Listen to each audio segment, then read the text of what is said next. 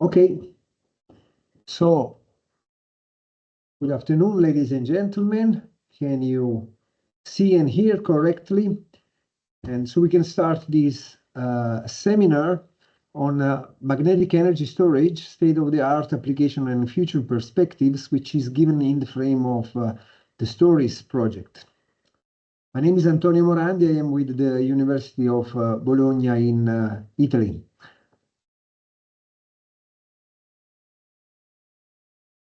Now, before going into the topic of the seminar, I want to start with a preamble on electric energy storage, particularly considering and comparing capacitive and inductive energy storage. Capacitors, they accumulate energy through charge accumulation. They store energy through charge accumulation. And as you accumulate a charge, a voltage is set up, which means an electric field is set up, which has energy inside. And this is the reason of energy accumulation in capacitors. And as for inductors, we have quite a similar situation where when you set up a current, a magnetic field is produced in which an energy is stored. So energy is stored through flux accumulation in the case of the inductors.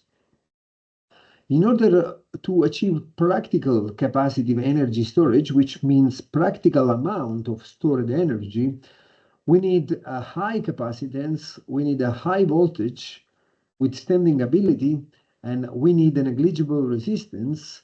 And all in all, this is a supercapacitor, is what we call a supercapacitor. And technologically speaking, the domain we have to enter in order to create such a device is electrochemistry, as most of you well know. As for the superconductors, I cannot see any. Excuse me. I don't see any message from the chat if there is any. All right. So if there is someone, please stand up with the microphone. Concerning the inductor, in order to achieve practical amount of energy stored, we need a high inductance, we need a high current transportability, and we need a negligible resistance still. So this is all in one, what we call a superinductor. And for achieving a superinductor, what we need, technologically speaking, is superconductivity and cryogenics, as we will see in a moment. I'm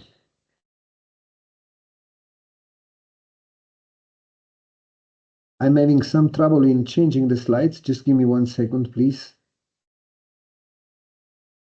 Okay, I have to remember to take this. All right. Now,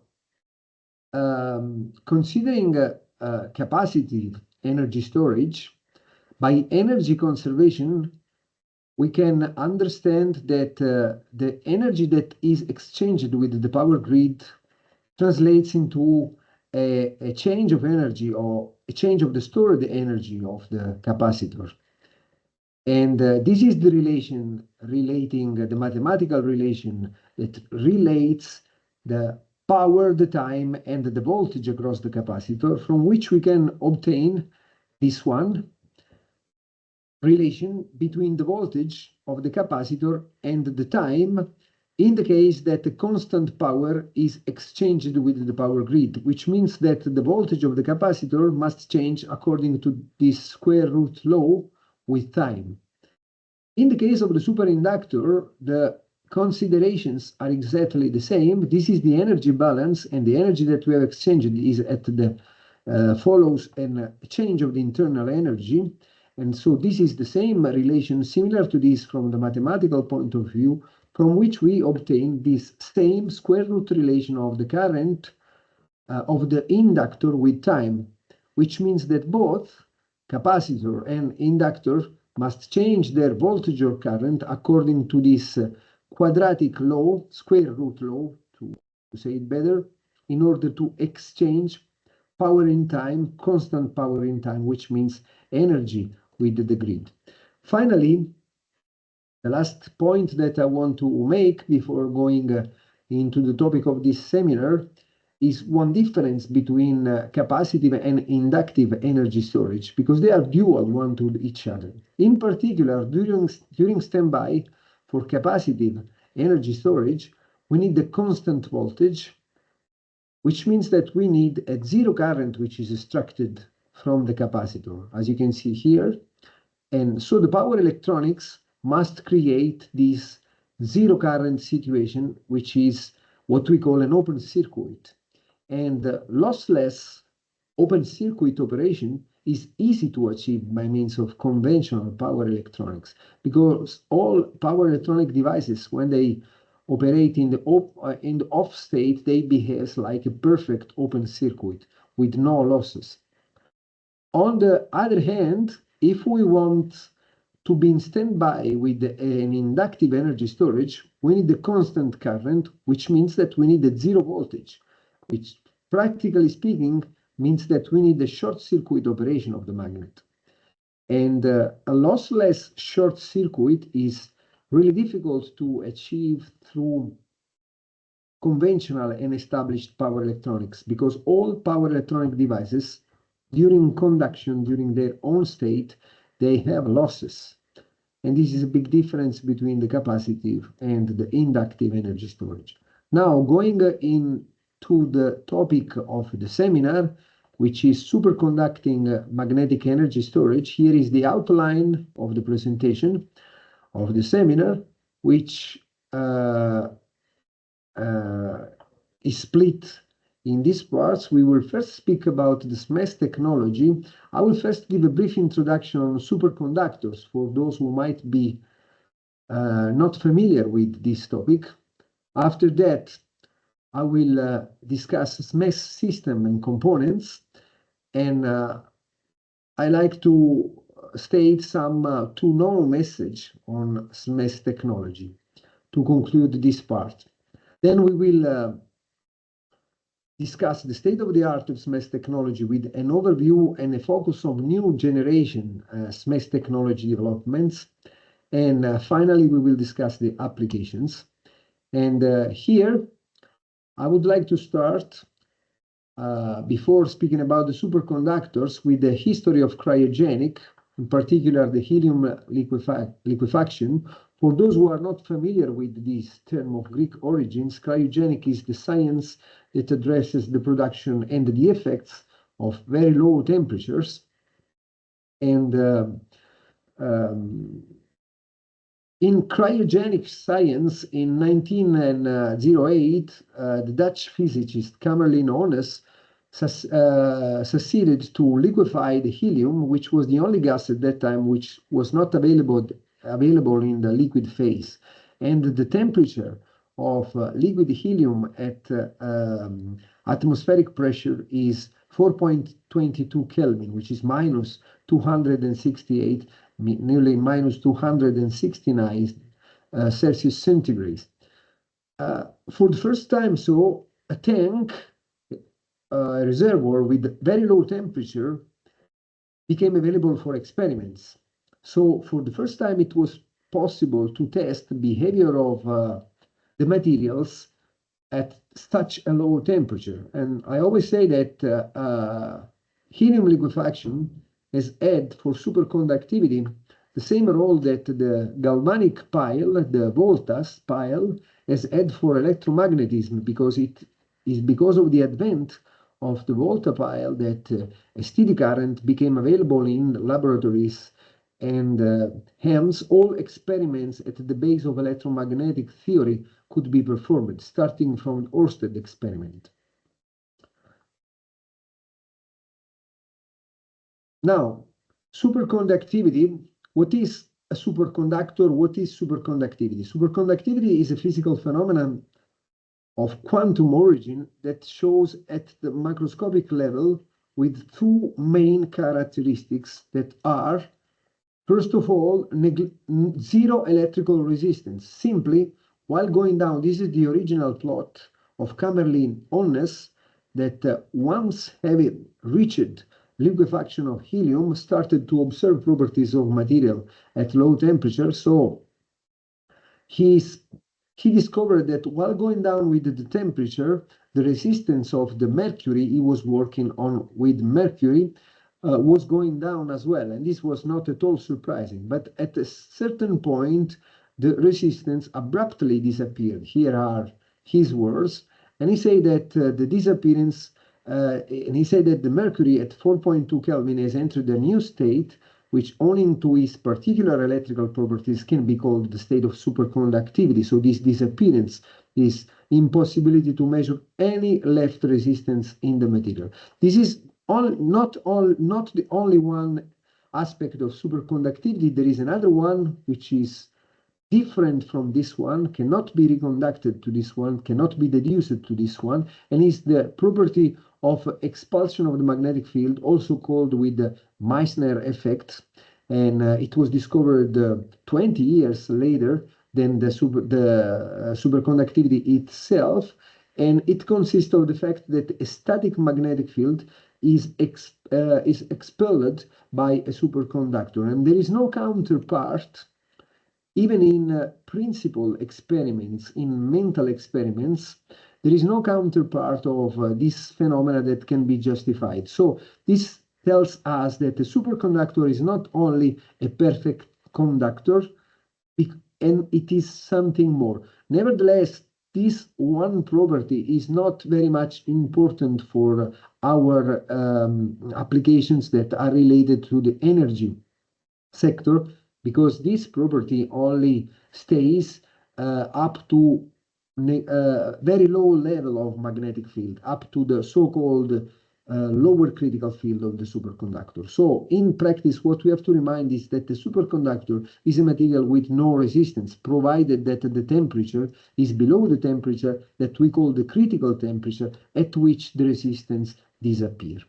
Is not only the temperature that characterizes the superconductor. The superconductor, a material stays in the superconducting state provided that it operates below a characteristic temperature, which we call the critical temperature, and below a characteristic magnetic field that we call the critical magnetic field. And to be more precise, we should call it the upper critical magnetic field. So you can see that the temperature and the magnetic field fix the level, fix the operation range of the superconductor, the operation area at which the material is superconducting.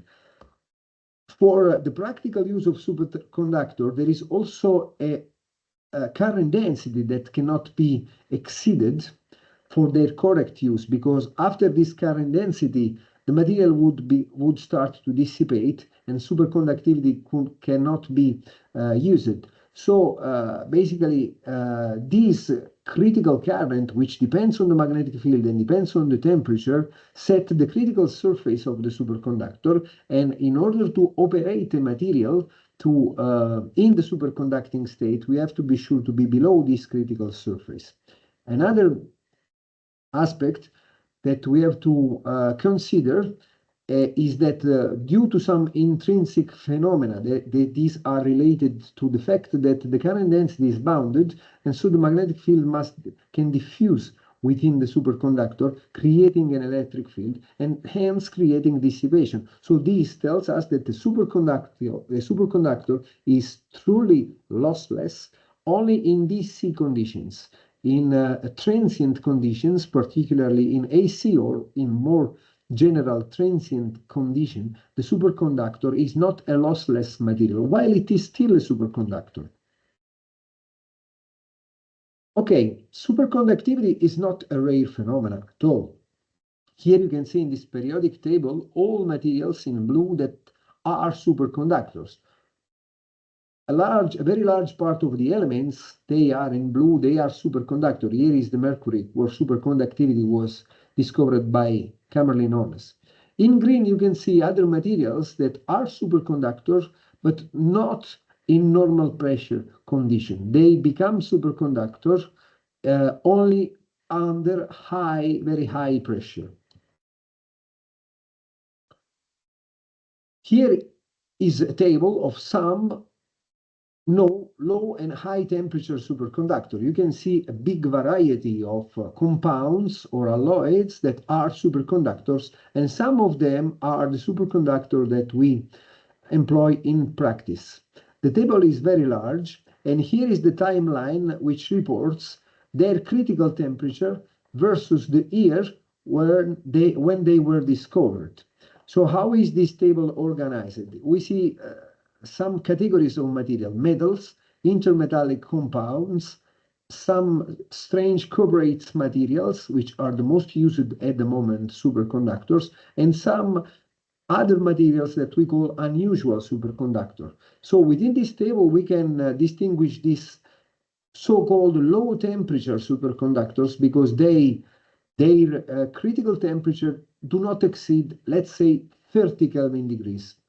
30 Kelvin degrees is a theoretical limit for low temperature superconductor.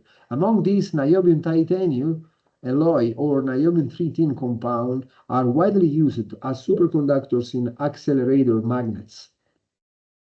These one are widely used in accelerator magnets. Beside this, we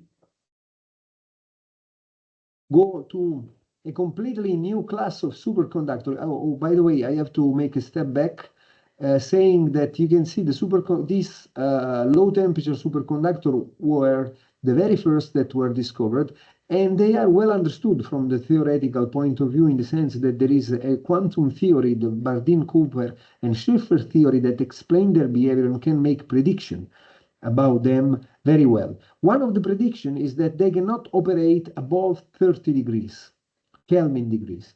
So in this table now we can see a completely different class of material, which are these cuprates.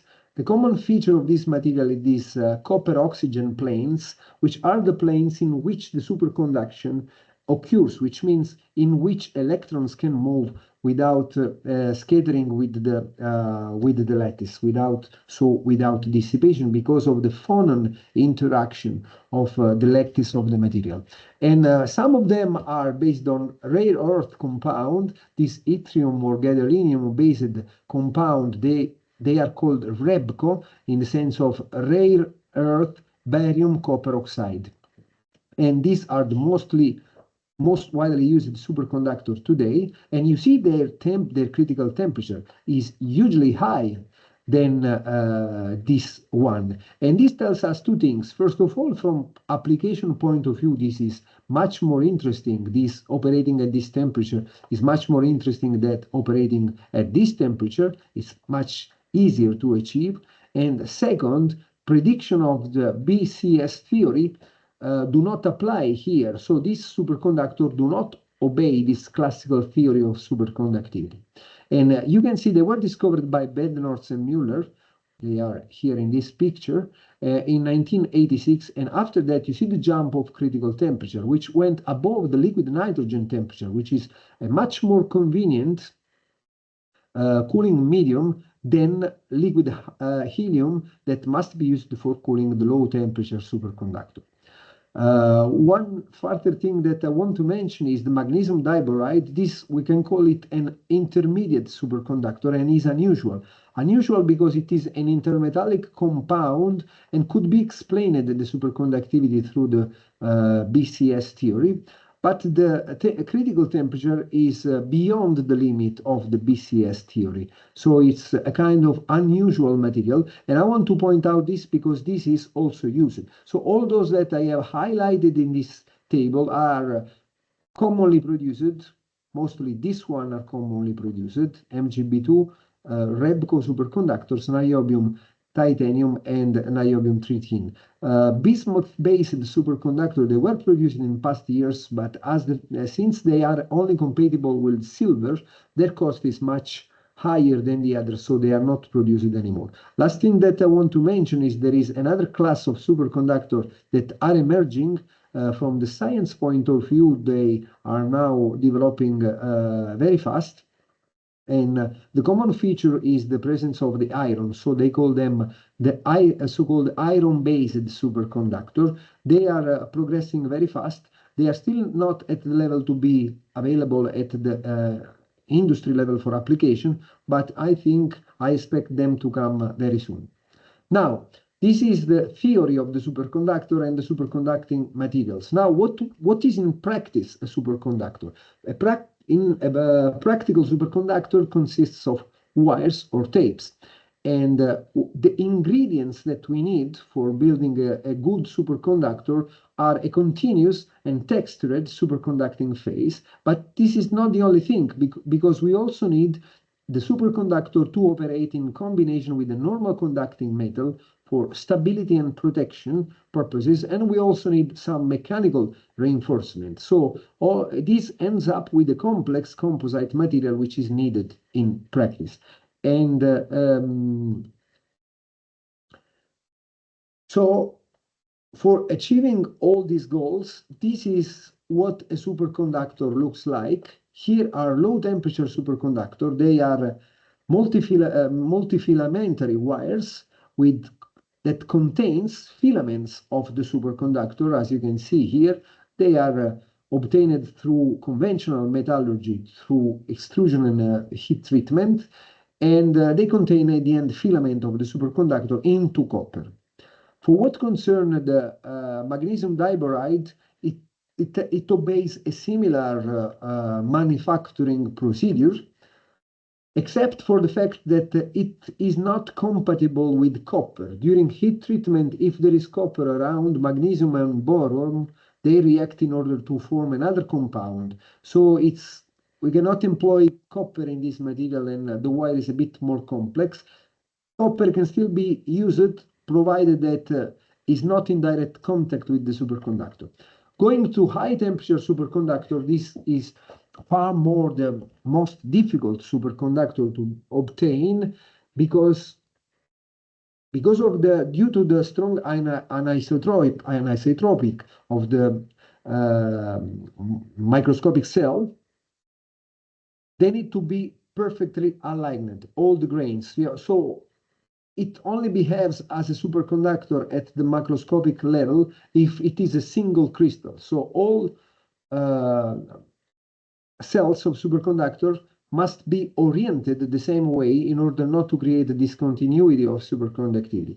In practice, this means that the fabrication process is very complex. They are obtained by epitaxial growth on a textured substrate, and this epitaxial growth of the superconductor, this is the small part of the superconductor into the tape, is very complex and is very slow. And this makes the cost of this material very high still.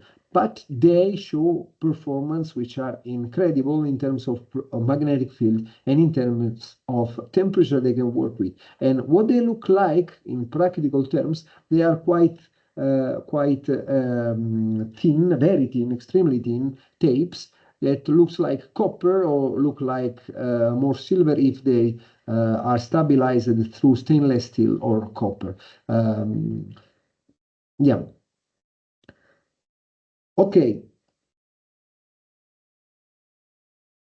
This is not an updated table to give you the idea of what are the market relevant coated conductor producers. Coated conductors are REBCO conductors. These kind of conductors that we have highlighted here, they are called also, another name is coated conductors. And coated conductors can be produced by all these manufacturers all around the world. This table is not at all updated. Some of them have changed the name. They have been bought. Many others have emerged since the moment when this plot was created. So it's just to give you an indication. And worldwide production is still increasing, is in a rush in the past years, driven mainly by fusion and as well as by aviation and energy. Just to give a number, the total delivered volume of superconductor in 2018, it was 2,500 of kilometers in that year, and one only producer in 2025 is now finishing the new production line, will produce 4,000 kilometers the next year. And here are all companies that use superconductor for many purposes, falling within this application domain that I have highlighted before. Now, this was an introduction to superconductors because SMES is a method for storing energy employing superconductors. So now going into the SMES system and component, what we can highlight is this: the SMES SMES stands for superconducting magnetic energy storage. So storing energy in magnetic form, producing a magnetic field through a superconducting coil. This is the concept of SMES, and from the practical point of view, the SMES consists of a superconducting coil. As such, this is an inductor, is a lossless inductor, a resistance-less inductor, and as we have seen before, this inductor will store energy in magnetic form according to this formula. As this is a superconducting coil, it must operate below the critical temperature of the superconductor it is built with. So it must be contained into a special containment that ensure that the temperature is below the critical value. And because of this, it must be connected continuously to a cooling system, because for sure there will be heat load into this vacuum chamber, because vacuum chamber, the containment usually consists of a double wall vacuum chamber. And why do we need this double wall vacuum chamber? In order to prevent heat income due to convection. This is the reason why we need the vacuum. Besides the vacuum, we also need multi-layer insulation, so it's a kind of low emissivity material in order to prevent radiation. Good engineering has been developed during the past decades. Now heat load is very low, but despite it is low, it is non-zero. This means that the temperature will increase if we do not cool it constantly. And also we have to consider that during operation, there will be losses in the superconductors during transients, as we have discussed. So in order to remove all heat that comes from outside and the heat that is generated inside the superconducting coil, it must be constantly connected to a cooling system.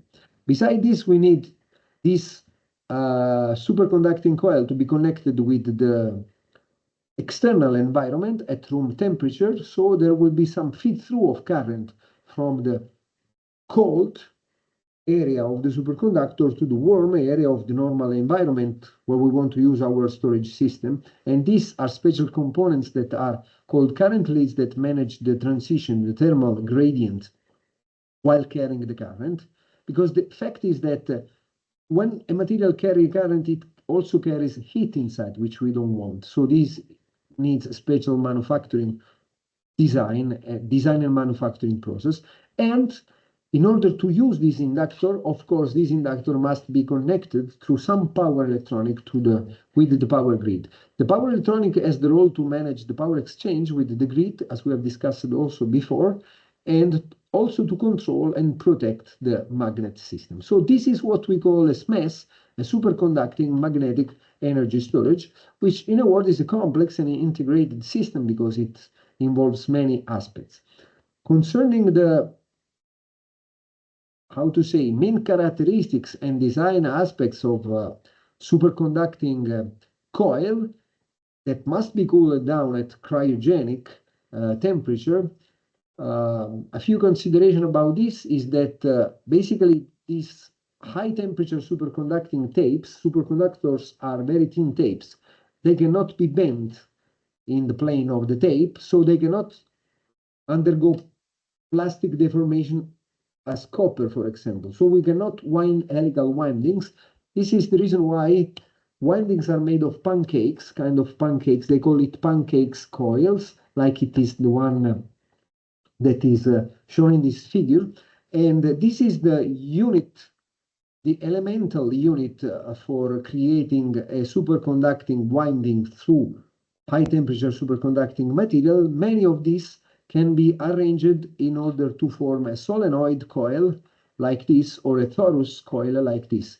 And in this coil, when we push the current, there will be a magnetic field which is produced, solenoidal in this case, or a magnetic field that is contained in this torus geometry.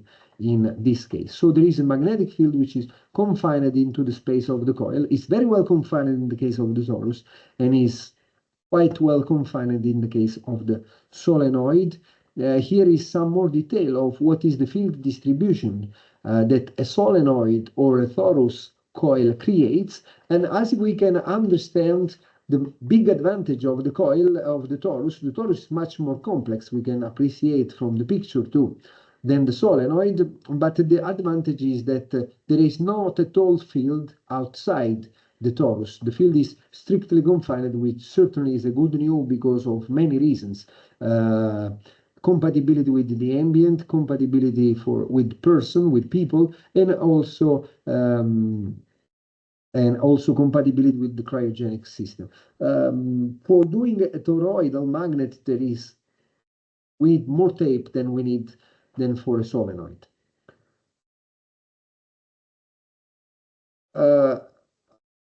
I'm pleased to mention that in the direction of designing, optimal designing in particular of the superconducting coil of a SMES system, a contribution was made by the University of Macedonia, with also our small contribution in the frame of the StoRIES project, where they developed a custom FEM for designing superconducting solenoidal magnets.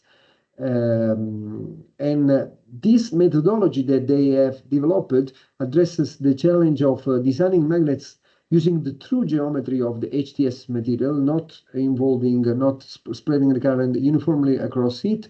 And the results that they have obtained is that this methodology of modeling HTS tape achieves very good computational times and can be used hence to fit with design and optimization algorithms, which is the most difficult part, because calculating the field can be done with many conventional software, for example, COMSOL, but investigating many solutions, comparing one with the other, need a fast calculation of the magnetic field. So this surely is a very nice contribution in this direction.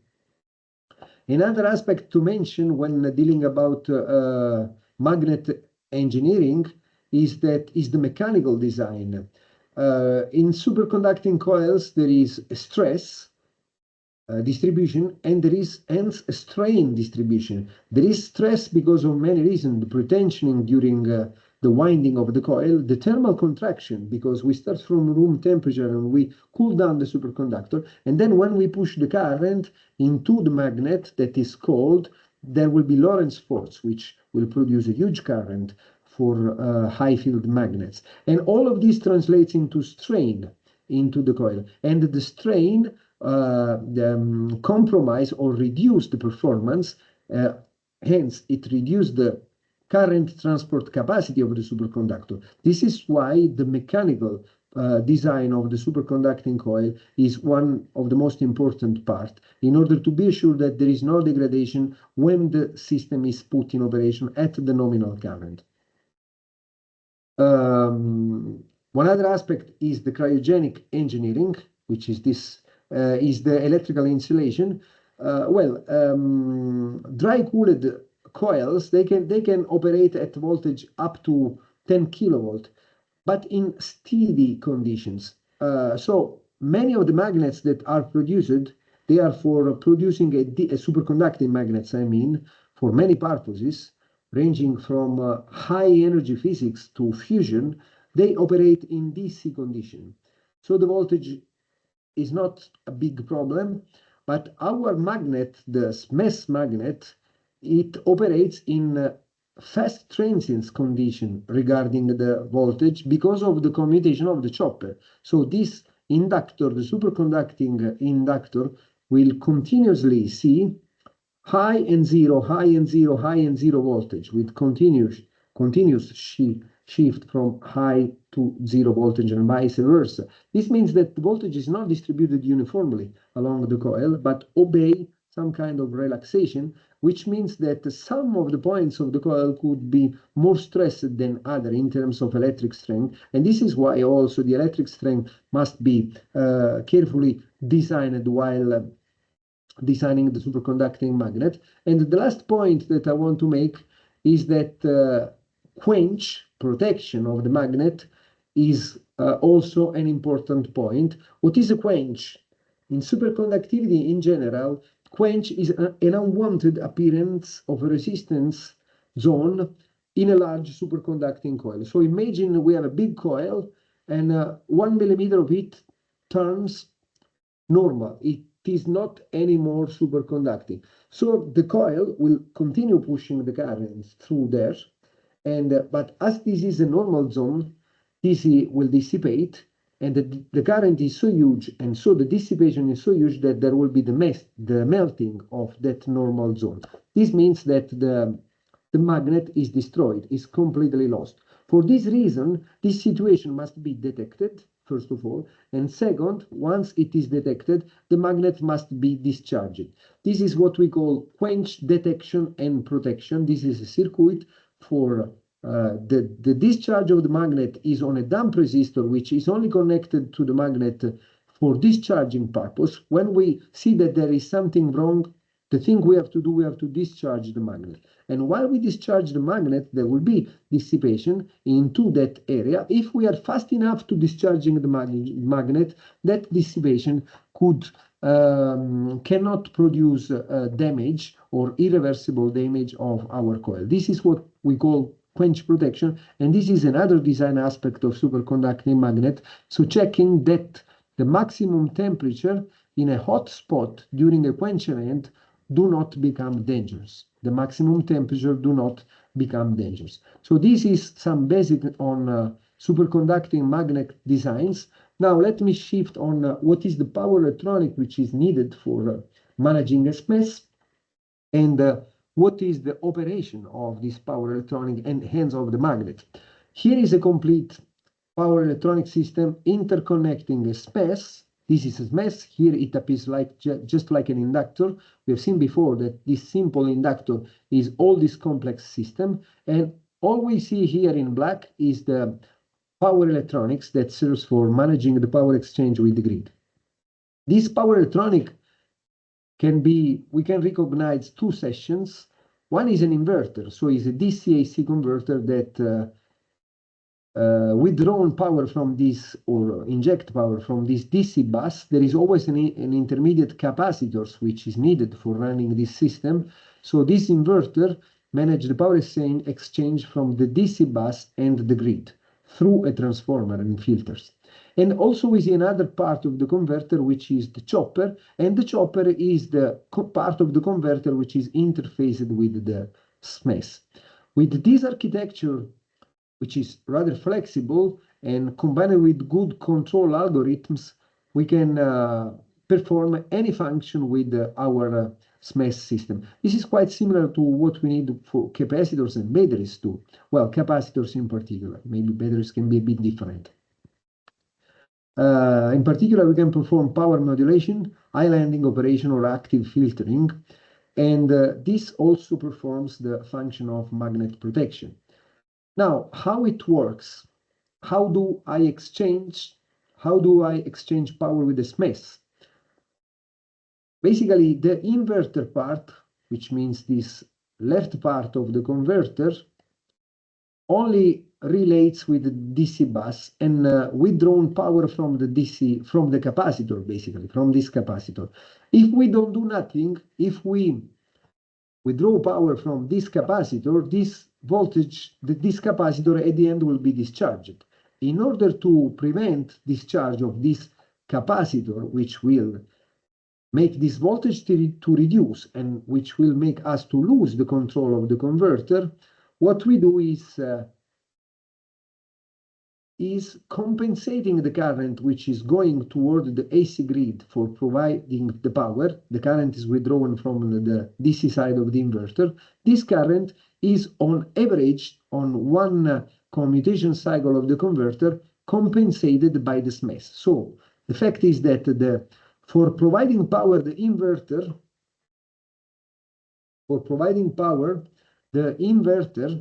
is withdrawing current from the capacitor, and this current is refilled by the SMES. In this way, the voltage of the capacitor is constant, and the result is that all the power that from the DC bus goes to the grid must come from the SMES. So the result is that the power is transferred from the SMES to the grid, since the voltage of the capacitor remains constant. And for doing this, we cannot control moment by moment this current. But what we do is that we set up an operating cycle, and in that operating cycle, during part of that cycle, we inject all the current of the SMES into the DC bus, and in the remaining part of that cycle, we do not inject any current. The SMES is working like this, is freewheeling the current in this circle or in this circle. On average, injecting all the SMES current or no current at all during one cycle, commutation cycle of the chopper converter, this one, we are maintaining the voltage of the capacitor constant, which means we are sending power from the SMES to the grid. But as we have explained before, as the SMES on average doing this will see a negative voltage across it, the current of the SMES will decrease.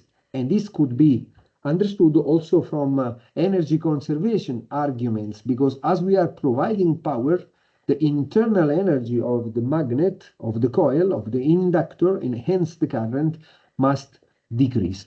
And a similar behavior can be occurs during the charge with the opposite directions of both the current. Despite the fact that the direction of the current into the SMES remains always the same, the current is never inverted, no matter if the SMES is delivering or is absorbing power from the grid during the recharge. Okay, so the current of the SMES, as a result, will go down according to this square root law, as we have seen before, and superposed to this square root law, because of the fact that we are switching on and off the SMES, there will be a ripple that is evident here. Now, what I want to point out here is that while the current is very smoothly going down, because if the SMES has to provide power, its current has to decrease. So the current is decreasing smoothly, but is decreasing. And the fact that the current decreases creates, and this is a functional decrease of current, is needed for the SMES to provide energy, cannot be avoided. This one is associated to production of heat losses, of AC losses, of an amount of heat inside the superconductor and inside the metallic parts too. So there is dissipation during fast charging and discharging of the SMES. Dissipation is into the superconductor. That dissipation is not a big problem in terms of the amount of energy which is dissipated. On that regard, that would be completely acceptable, no problem at all. But the matter is that it occurs at cold cryogenic temperature. And this means that if it is not removed, that would create the increase of temperature of the superconductor until the loss of the superconductivity. This is why that heat that is produced must be completely removed.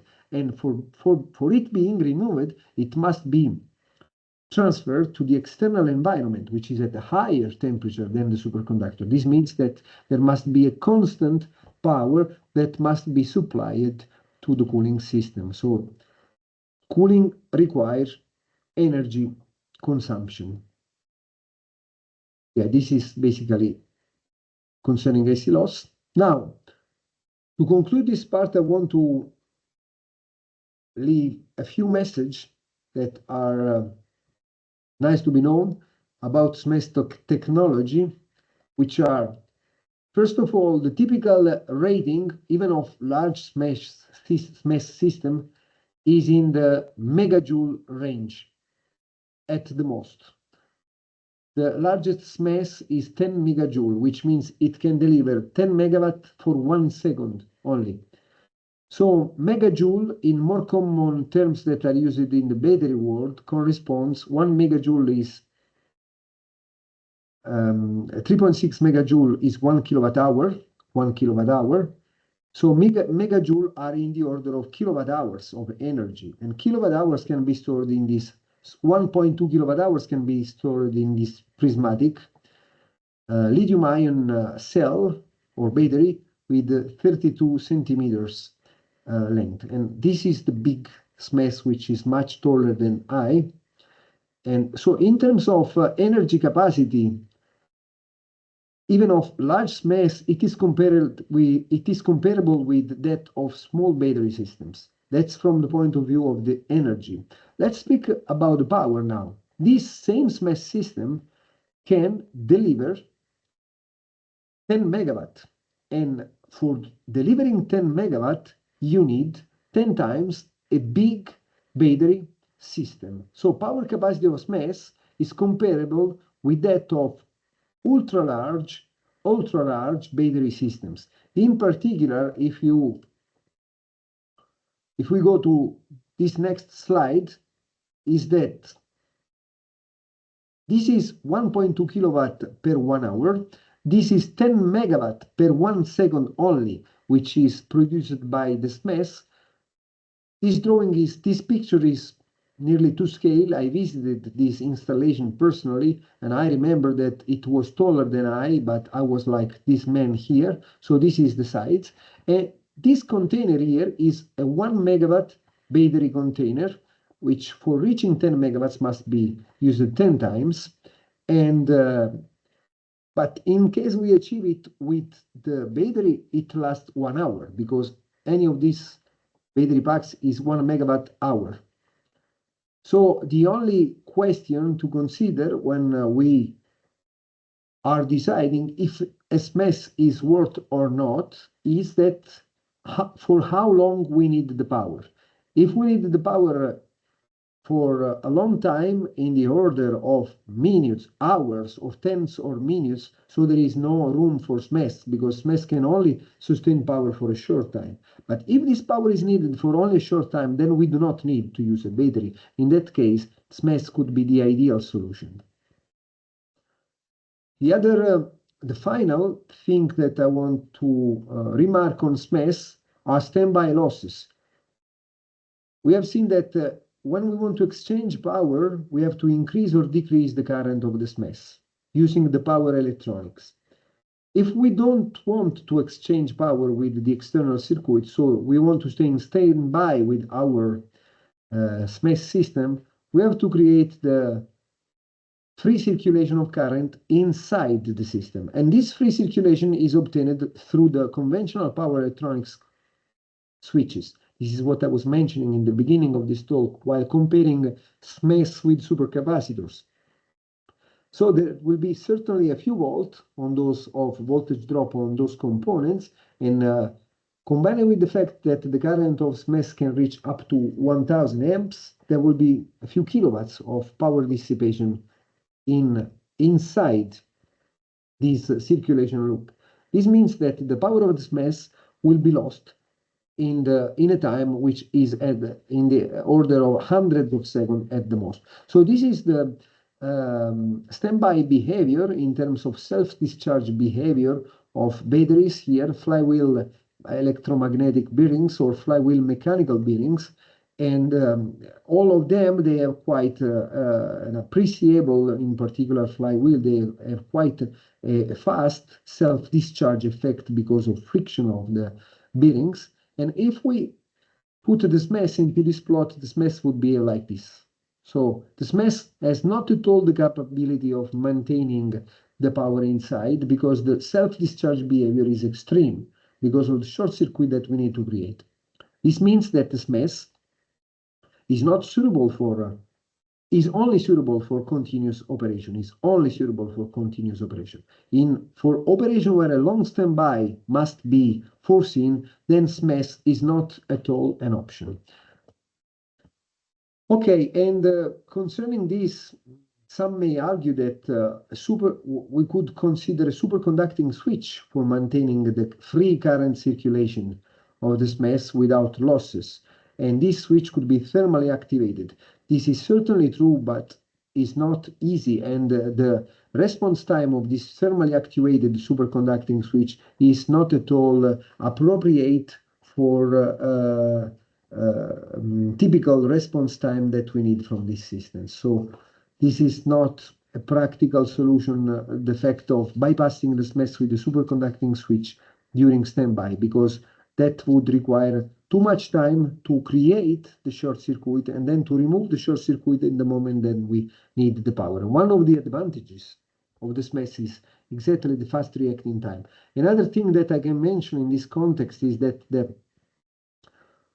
for many other purposes, there is now some power electronics that is being developed to operate at cryogenic temperature, and this power electronic is with much reduced losses. So this one could improve the standby behavior of this mess, but cannot fix the solution, cannot fix the problem. Is an improvement, but would not fix the problem. The last thing that I want to mention on SMES is the efficiency. Suppose now, besides SMES, let's consider a generic storage system. If we want to deliver a certain power P for a time that is delta T, the efficiency is the energy that we have delivered, this one that is at the numerator, and at the denominator we have to have the same power that we have delivered divided by the intrinsic efficiency of the storage device and the efficiency of the converters. This is the most ideal definition of the efficiency of my storage system.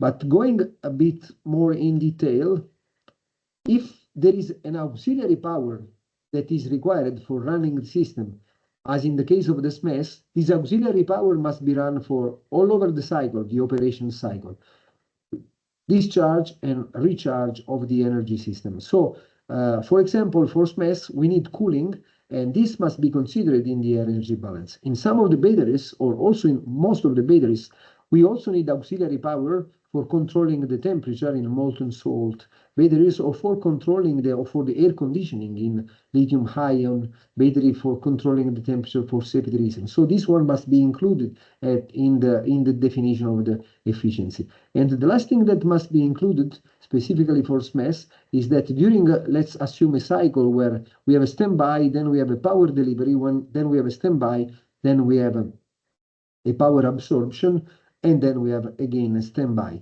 And of course, this is just an example. During operation, the parameters of the cycle can change randomly, but for sure there will be power dissipation also during the standby, and this one must be accounted. And this one is very significant for SMES, so it must be accounted. So according to this definition,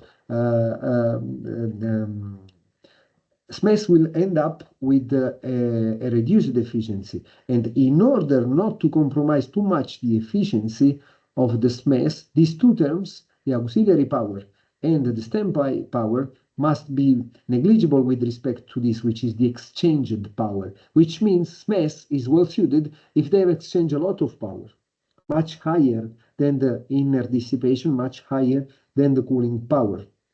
And also, this one should not be present at all, ideally. So if we have an application where there is no resting phase, where there is no standby phase, that's ideal for dealing, that's ideal to be dealt with for SMES. Finally, state of the art of SMES technology. This is the situation of SMES today. This is the situation of SMES up to 2021, year 2021. All SMES were developed, with one exception that I will discuss, is this French SMES here, were developed through low temperature superconducting material operating at the liquid helium temperature. But they were quite successful developed. In particular, in this series of development in Japan and the United States, SMES was produced and is still in operation, which is able to deliver more than 10, is able to deliver 10 megawatt of power for nearly for more than 1 second. So this is a huge SMES system and is perfectly developed and proven and tested and is operating in field since 2009. So we have quite a well-established technology based on low temperature superconducting material. But low temperature superconducting material can operate only at the temperature of liquid hydrogen, at the temperature of the liquid helium. This means that the cooling is extreme, must reach up to minus nearly 270 Kelvin degrees, which requires a lot of cooling power, which requires a lot of special and costly equipment for keep it cold. So costs, both capital and operating cost of this technology are a concern. A great improvement in SMES technology can be obtained by using new generation superconductors, high temperature superconductors, or magnesium diboride material, which can operate at much higher temperature, which can be reached not using liquid helium, can be reached with so-called cryogen-free, which do not involve any fluid for cooling the SMES. Cooling is only obtained through conduction. And on this side, a new SMES device was developed and completed in 2021 with also our contribution, as I will explain. And this was a small device, but it could be considered as a one module or to be scaled up to more significant level.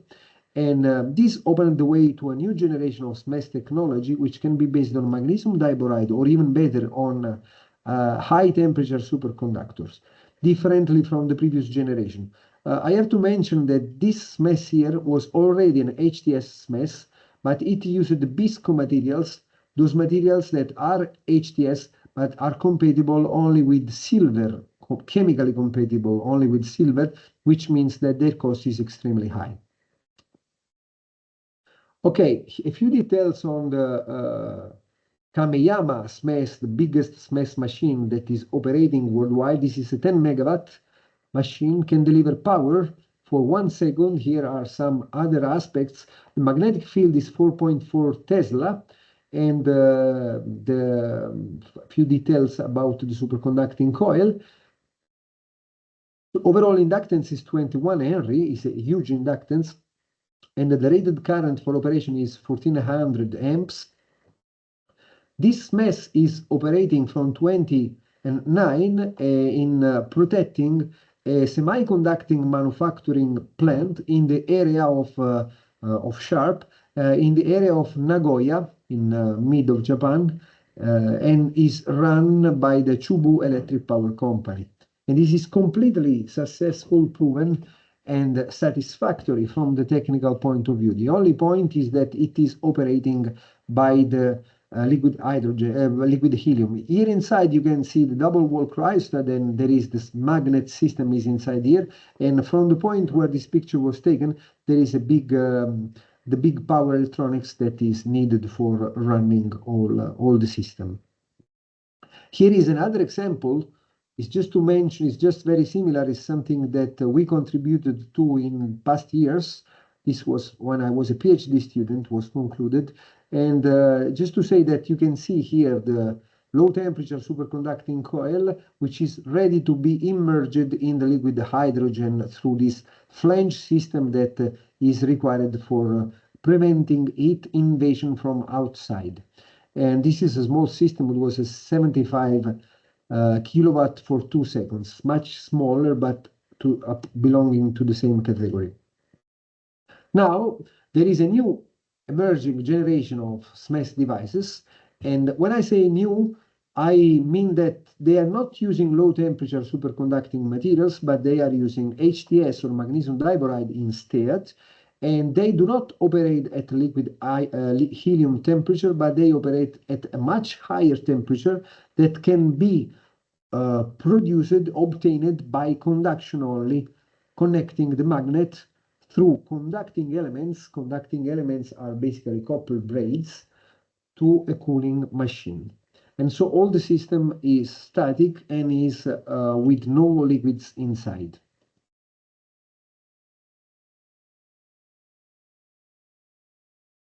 a few examples of this new generation SMES technology. This is one project we contributed to, ended in 2021, the one I was mentioning before. This was in the frame of an Italian national project funded by the Ministry of Economic Development, and the goal were to develop the whole SMES system, including the superconducting coil using magnesium diboride superconductor and all the power electronics for connecting it to the grid and to test it in a relevant laboratory environment in a microgrid at the RSE premises in Milan. And here are some details of how the coils looks like and how the superconducting material looks like. This is a magnesium diboride. These were samples that were produced during the prototyping of the wire. At the end, we chose to use this one. The size was expected to be much higher, but we had to reduce the size with respect to the original goal due to the difficulty to produce this wire that we selected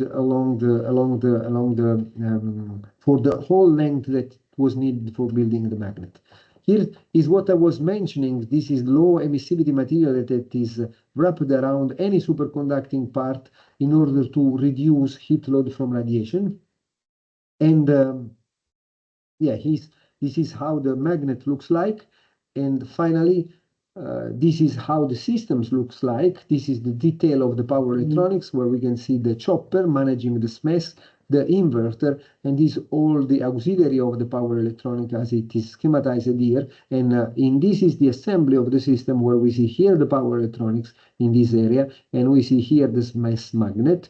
And by doing the tests that were foreseen in the process, we confirmed the ability of this dry-cooled SMES to undergo extremely fast charging rate and pulsed voltage regime while operating at 9 Kelvin, which is a record temperature for SMES operation for energy storage application. In this direction, development is continuing within this European project, WUASES, that is aimed to producing an integrated storage system, including batteries, supercapacitors, and SMES for use onto ships environments. And so this is the SMES that they have designed and they have developed. Is similar to the one that we were discussing before. Is based on magnesium diboride superconductor and is designed in order to reach up to 100 kilowatt with the total stored energy of the total stored energy is 100 in the order of 100 joule. And this MES will be tested in a laboratory relevant environment the next year.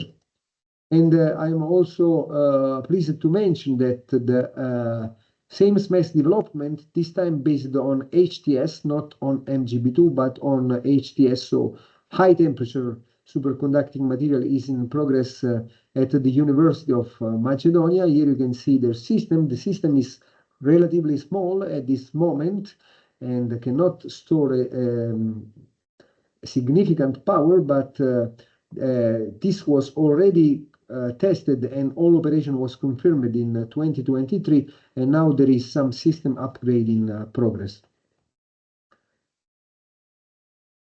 Finally, applications, a few minutes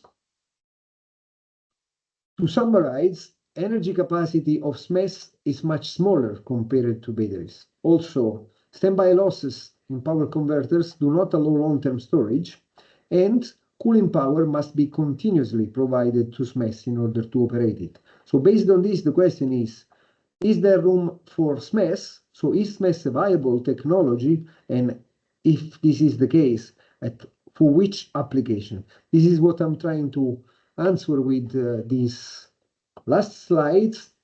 So protection of sensitive customers and provision of auxiliary services is one of the applications of the SMES. This is the Kameyama SMES, the biggest SMES that has been developed for this purpose, for protecting a load in case that there is a grid outage. And if this load is sensitive and a semi conductor manufacturing plant is extremely sensitive. An outage of power may produce a big economical damage there. So there must be absolute continuity of power, and this absolute continuity of power is provided by SMES here that you see during the grid outage. This cannot be, this is the power of the grid, and there will be a grid outage, and this SMES is providing, this is the power provided by the SMES, which is negative 1 megawatt of power, and this is the power received by the load, which is just the nominal power, not provided by the grid, but by the SMES. And while the grid returns into operation, then in that case it provides the power both for supplying the load and for recharging the SMES. And as a consequence, the current of the SMES goes down according to the quadratic law during the discharge of the SMES, and then goes up back to the nominal value during the recharge of the SMES. And the voltage that the load sees is not disturbed. This is during operation, so is during the grid outage, and it has to be considered, however, that while not required for compensating the outage of the grid, the SMES can still provide auxiliary service to the networks like harmonic compensation or power factor correction. This is more related to the power electronics rather than to the availability of the SMES at the end of the chain, but still is a value of the system as a whole. A second application that I want to mention, and this is very suitable for SMES, is the leveling of impulsing fluctuating loads. Suppose that absorption profile of a load is like this, and this can be well the case in some in many scenarios in industry or also in other applications. And all system must be sized, all the supply system, I mean, of the power must be sized according to the peak power, despite the fact that the average power is very far from the peak power.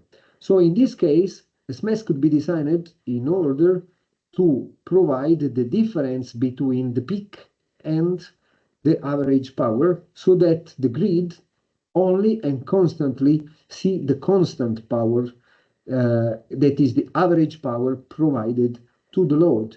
And according to this, the SMES current would be like this, going up and down like this continuously. And in this case, for example, continuous management of high power make cooling and standby losses not so impacting, maybe not negligible, but for sure not so impacting. No battery can be considered for this system due to prohibitive number of cycles, and advantages here can be significant also for a small size system. I will skip this one, we are running out of time. Third application I want to mention is into hybrid systems, where SMES is used in combination with batteries in order to provide, where the batteries used, this is the schematic of how the two systems are arranged. Battery is used for providing long-term base power, that means energy, and SMES is provided to peak power. So in this case, both the two systems are properly designed, because a battery can be designed with reduced power rating, and SMES can be designed with reduced energy rating, and also the wear and tear of the battery can be reduced. So in order to, if the plot is like this, reaching up to nearly 10 megawatt, but the average is evident that is this, and there is superposed some zero net energy power profile, which goes up and down, positive and negative. This can be dealt with the SMES.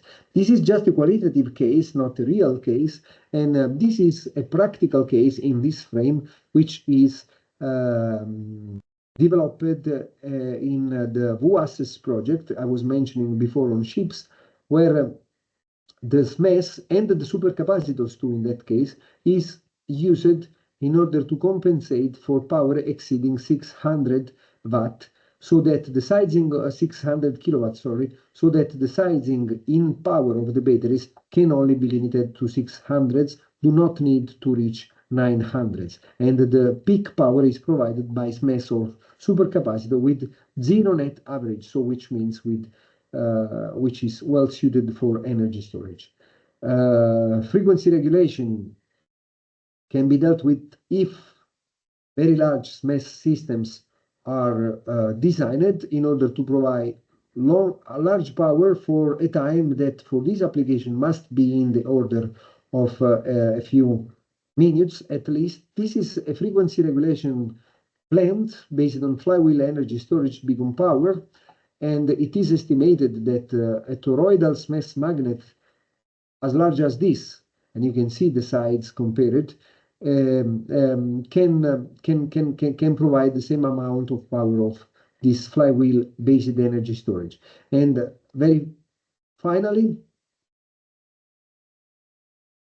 SMES can be used in combination with synergistic technology, and with synergistic technology, I mean something that must operate at low temperature. This can be, for example, liquid air energy storage, where air is liquid and hence it already provides a good temperature reservoir where the SMES can operate. So in this case, this is ideal for operating a superconducting magnetic energy storage system, and also in view of the hydrogen economy, and in particular in view of the fact that hydrogen can be stored also in liquid form, and liquid hydrogen is at 20 Kelvin temperature. In that case, SMES can be conveniently operated in combination with this system. I think I must stop here. Thank you very much for your attention, and I am happy to take any question from you.